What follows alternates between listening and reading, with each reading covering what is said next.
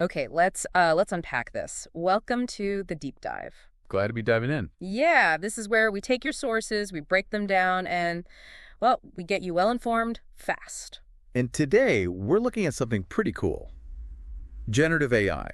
But specifically, how it can, transform an image you already have. Exactly. Based on your instructions, we've got some source material that shows a specific example, and it even gives us a peek at the actual code behind it. Which is great because it moves beyond just, making images out of thin air. This Yeah. is more like collaborating with the AI creatively on existing stuff. Right. And so our mission, our goal for this deep dive is to really get a handle on not just what the AI can do, like adding something new to a photo from a text command, Yeah. but also a bit of the how. How it actually pulls it off, the process described in the source. Let's start with that creative idea they mentioned. It's pretty relatable. You've got a photo. Uh-huh, a nice one. A bird in nature. Peaceful scene. Just a standard, nice picture. But then you get this wild idea. You want to add something totally unexpected. Maybe mash up nature and, I don't know, sci-fi. Something Yeah. futuristic. Yeah. And the question is, can the AI handle that? Can it blend those ideas in a way that, makes sense visually? It's a good test. Yeah. Does it understand the request? Can it integrate it smoothly? So the source gives this specific instruction, the exact prompt they fed the AI. Add a giant friendly robot behind the bird. Just like that. Giant, friendly robot. Yep. And the result they described, pretty amazing, actually. It wasn't just like a clumsy cut-and-paste job, I take it. Not at all. The AI apparently generated this robot that looked, well, friendly, and it was seamlessly put into the background. And behind the bird. And looking giant. Exactly. Just like the prompt asked. It really shows the AI understanding not just words like robot, but concepts like friendly, giant, and spatial stuff like behind. That spatial understanding is key. That's impressive. That's where my curiosity really gets going. How does add a giant friendly robot turn into pixels, Yeah. That's where we need to look at the code example they provide. Right, the technical side. And okay, it's code, but the steps they describe, they actually show some common principles for interacting with these AI systems. So how should we think about it? Like a recipe? Yeah, kind of. First, you need your ingredients, or rather your tools. The code needs to import the right software packages, libraries that do specific jobs. Okay, what kinds of jobs are we talking about? Well, you need tools to talk over the internet, right? Okay. Send your request to the AI model and get the answer back. That's Yeah. crucial. Networking stuff. Makes sense. Then you need tools for handling data formats. Like JSON is super common for sending info to web services, APIs. Need tools for that. Okay. And tools for dealing with the image data itself. Sometimes the AI sends the result back in a special text format. Oh, right. You mentioned that. Not always just a picture file. Exactly. It might come back encoded in something like Base64. So you need a tool that can decode that text back into an actual image. Base64 decoder. Got it. And really importantly, security tools. Especially with cloud services like Azure, which the source mentions. You need a secure way to prove who you are. Authentication. Can't skip that. Okay, so you gather your tools. What's next before you actually, talk to the AI? Yeah, set the stage. Configuration.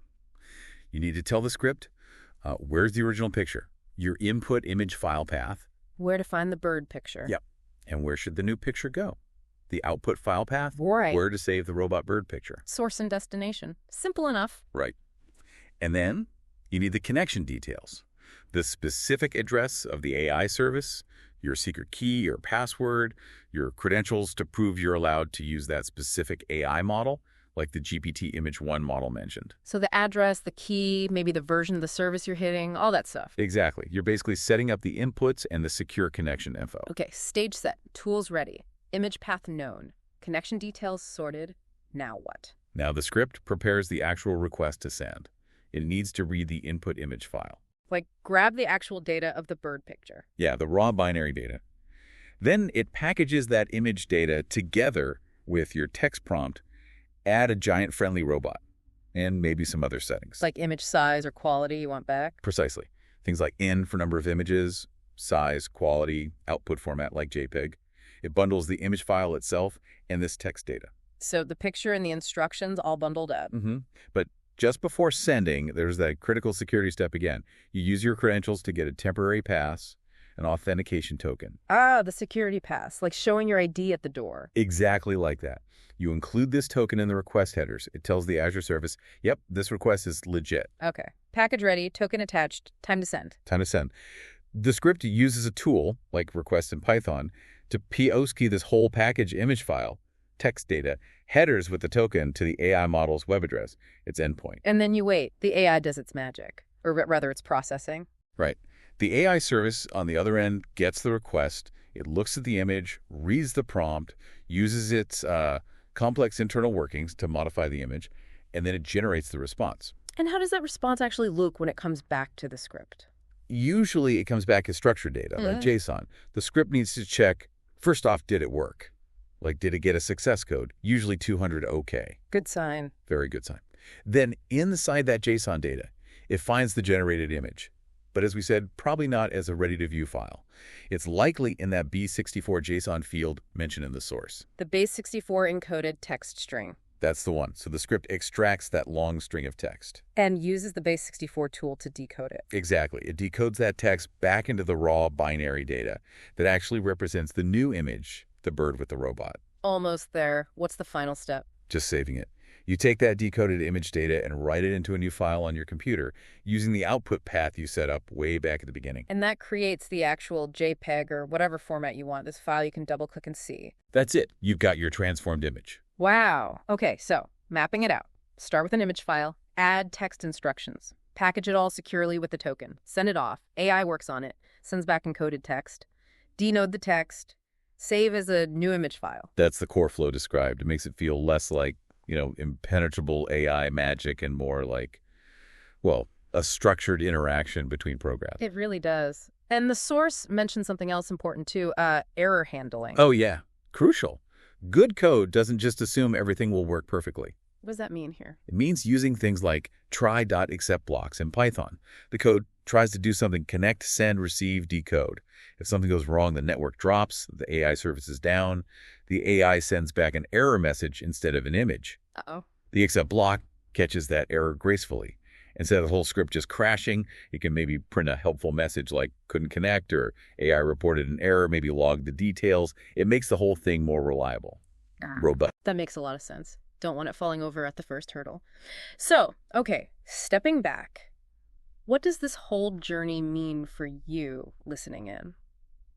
Well, we've kind of walked through the process, haven't we? From just having a creative idea, let's add a robot, to the practical coding steps outlined in the source. Setting up, securing the connection, sending the request, getting the encoded result, decoding it, saving it. Yeah. It shows that even though the AI itself is incredibly complex, the way we often interact with it using APIs and standard coding practices is actually quite understandable. It demystifies it a bit, I think, and it shows how these powerful capabilities can be plugged into different applications or workflows. Absolutely. That seemingly simple request, add a giant friendly robot, triggers this whole sequence, but it's a sequence we can follow step by step. The creative potential feels more accessible somehow. Definitely. So it makes you think, right? If the AI can handle that specific kind of whimsical prompt so well, giant friendly robot behind the bird, what else could it do? What other kinds of unexpected, maybe even really abstract concepts could these models weave into images if you just describe them in text? That's a fascinating question. How far can we push the description? Yeah. How might this ability to give such precise yet creative instructions change how we even think about editing photos or creating illustrations or telling visual stories? Are we moving towards a future where we collaborate much more deeply with machines on visual ideas?